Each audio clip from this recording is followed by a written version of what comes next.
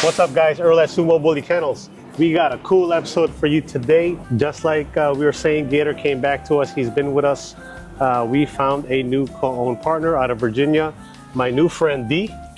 Introduce yourself, please. I'm D from Virginia. I'm running Queen Reese's Kennels, QRK, out of Virginia. And I'm excited to have Gator come to our home so we can help join the program.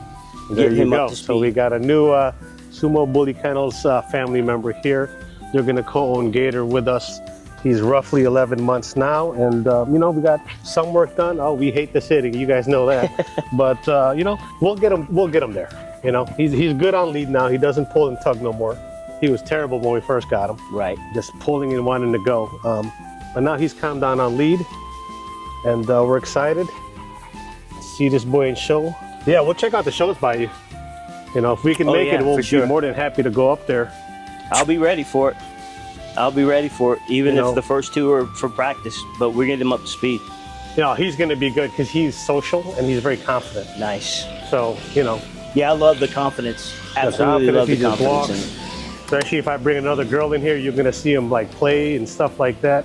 Yes, good. You know what? Let's bring his sister in here. Okay, so Kiko gets to say goodbye to her brother.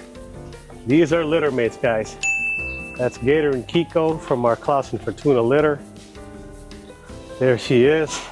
And she's a sweetheart, sweet temperament. Hey, Kiko. The one thing we like about these dogs is the temperament, and they're not, you guys came in, they're not super barky. Right, right. They weren't going nuts when you guys came in. And that's why we... You're just gonna lay there? How about you get up? Oh, come on, sweetheart. And she just came out of heat too, so. Oh yeah. Anyhow, so how did you find us? So I've been a dog person for quite a while, maybe 30 years plus. Just surfing the internet, always saw that Bully XLs, never knew what they were. Once the internet kicked off, I started doing my research, found them, and then just trying to learn more about the breed online. I found you guys, and of course you like the content? Absolutely love the content. So very educational for us, especially new people coming in breed. I hit you up on YouTube a couple times with some questions and you responded right away. So yeah, man, I think it's an interesting community and I'm ready to go. You know, I like the crowd that I have that follows me. You know, there's different crowds out there on YouTube and whatnot, but the crowd that seems to follow me really believes in what I'm doing. Right. And I'm very interactive with my people. Yes, you are. They message me they comment on YouTube, they hit us up on Insta. You know, I go back and forth and geek out with people over dogs because, I mean, ultimately, that's what connects us and binds us, right? Our passion for the dogs and what we plan on doing and everything about them. I'm glad you guys made this trip up here because it's different when you see the dog in person. It really is. You know, you get a different perspective. We made the 12-hour drive. Right. And now we're going to get to learn who each other are on the way back. Yeah, he's easy though. Yeah, he is. I can tell already. You have some food, and you know, you don't have to worry. Like, see, that's one thing about me is like I'll never send you off with a dog that I feel like. I know you got to drive. You got to offload and unload the dog, right? And if the dog being new to you, if I don't trust that dog with you, I'd rather ship the dog to you. Sure. Because I'm not going to put you at odds with a dog that doesn't know you, is maybe nervous and scared, right? Right. And that's a big thing. Like I've met dogs and gotten dogs where I'm like, man, look. Wow. Wow. That dog needs to back up a little bit. Sure. You know, and especially for me, like if I tell you something, I work with a dog, whatever I can do to the dog, you can do to the dog. Gotcha. And I'm going to show you how to do it, right? That's awesome.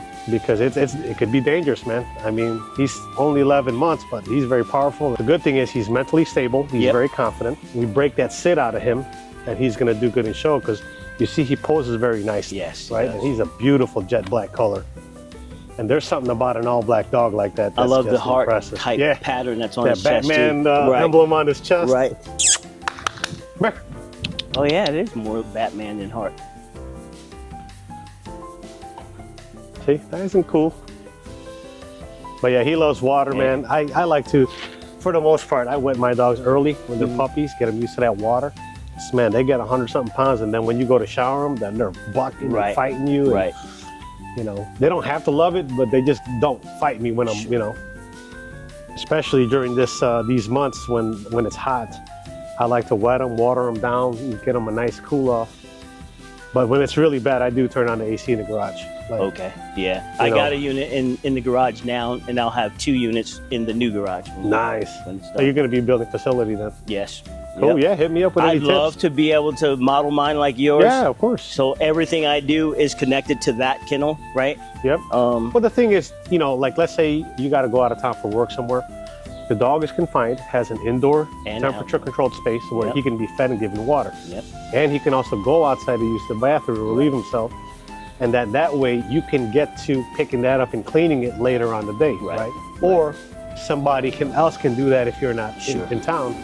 And that's like a big part, like what I tell people, like 1, you gotta have the space for the dog. 2, what happens if, you know, work or an emergency, right? Someone else has to care for that dog. They gotta be able to go there, feed the dog and give it water without getting bit, right? Or clean up, you know, the poo and stuff in the yard. And that's why for me, it's like, I'll let them out here to play, but they have their confined space. Right? And then when I want to walk them or work them or train them, then they can come out here. So they know there's their space, then there's a communal space that when it's out here, it's now we can play and work. Right. And they understand that, and especially like I'll work before a feeding because they're more receptive. Okay. And then give them treats and then I feed them. Once you feed them, they're like, yeah, okay. Sure. It's a 50-50 chance I'll work for you. You know, hungry dog always will work for you a lot better. So he's pretty good. Food drive is, I would give him a 7. Play drive is about a 7 as well. Okay. He's not overly. Sure. Well, I got some dogs here that are just, man, if you show them a toy, everything else is dead to them. Right. You know, that's it. Look at him. He's like, what? You interrupted my nap. Yeah, I gotta get this. This is nice because I'll take a power washer, hit it with Dawn and just power wash it out. Yeah, boy. And just blow it out, never have to cut it. I love the turf and it's very economical. Right. So, I mean, any questions for me? No, man, I'm good. I got quite a bit of experience in training dogs, right? Okay. Usually protection and level 1 obedience stuff. So I'm good, and I understand I will never work with her and him in the same space because she's not protection per se, but she's definitely, because you know the breed, they will protect you no matter what. Yeah, it's intuitive. So I don't have to do that with her, but as far as the sit, stay, lay, I do that with her. I won't do that with him. I never work 2 dogs at the same time. Right. Especially if one of them is very fixated on you. Right. That's what causes a fight. Like, one dog is here and you're trying to pet both and then one is just bullying its way in. Yeah, I would never do that. You know, and they will fight for your affection. Yep. Like turf-wise, I've had this graded because when they run, sometimes they hit a pothole, they blow out, you know, joints, and that's why I've had it graded. I like turf, it's nice and soft for them. Right. And plus we get the winters here. I like to see green in the winter. Oh yeah, you guys get a lot of snow, don't you? Yeah, we get pretty rough winters here. And so, yeah, no, man, I'm glad you found us and we connected. It was pretty smooth, right? Yeah, it was. You asked almost like I knew you forever. I've known you forever, you know, so I'm pleased with that. Yeah, no, thank you for believing in our productions, Yes, man. sir. Yes, sir. You know, it means a lot to us when people reach out to us and want to see our dogs or want to invest stuff with us or want to be partners like this on a co-ownership. It's very humbling and honoring at the same time. We put in the work day in, day out, right? Yeah. The thing is, what do you do behind closed doors when nobody's looking? Right. That's what it is. And then you see that when you come here, right? Yep.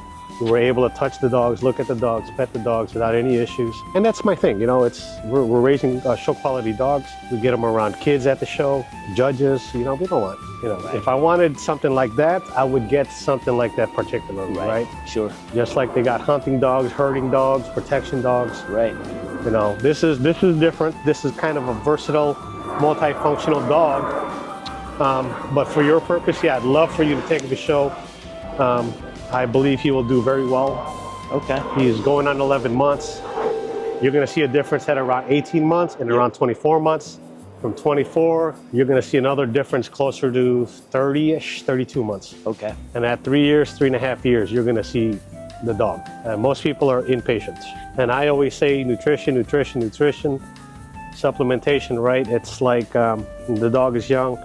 I front load a dog with nutrition, supplementation, and training. It's easier for me to correct a 30-pound dog versus now you got a stubborn 130-pound dog and that dog is not cooperating. Right. You have a problem, now you got to hire a professional. Yep. But if you get him like this, see how nice he is right now? He's Yep. very coachable.